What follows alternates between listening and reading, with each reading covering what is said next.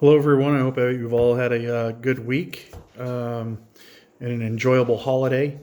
Um, for this week's ethical violations and board disciplines video, um, the reading is of course always putting into emphasis the need for staying up to codes, staying educated in the processes, legal changes, and whatnot.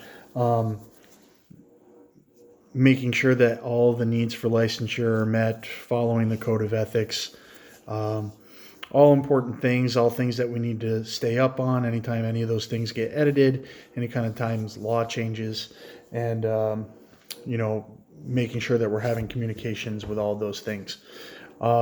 Technology is, of course, a huge thing in my current position due to the pandemic. All of our interviews are taking place via telehealth.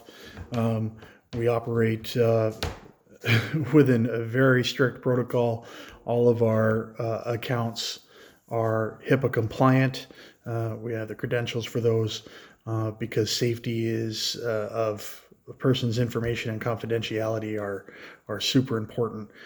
So maintaining our educational process and our learning process of those new technologies in the area of telehealth and remote services, making sure that people understand the safety and consent to doing those types of interviews using their computer.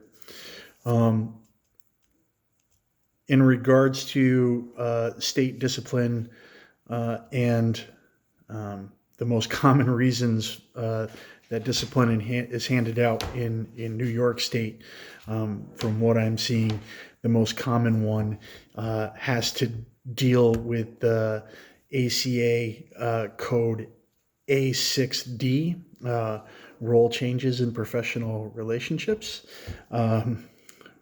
Most of the cases have to do with relationships that are intimate in nature, how they went from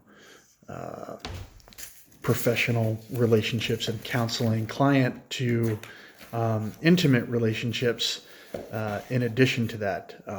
One case that stuck out was an instant of a counselor having multiple relationships with clients.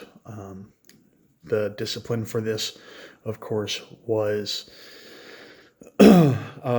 loss of licensure and the ability to practice within New York State, as well as fines and some jail time. ACA.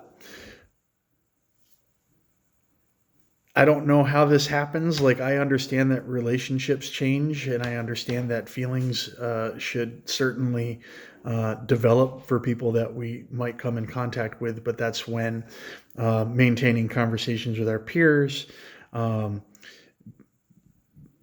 that conversation, referring services to not have those dual relationships that cross a very important ethical line, especially when providing treatment and care for a client. So the other sections that come to mind for me are in addition to how does it happen, where is the supervisor for this person, because it wasn't private practice. How do those things get missed? So what do you guys think? I'm curious to look at what areas were most common for you in your states, but a lot of the other stuff was fee related or record related. There wasn't a lot of huge disciplinary stuff that came down outside of fines, but the intimate relationship one was certainly interesting to read about. So thank you. Look forward to responses and more conversation, as well as viewing your videos and responding. So have a good day.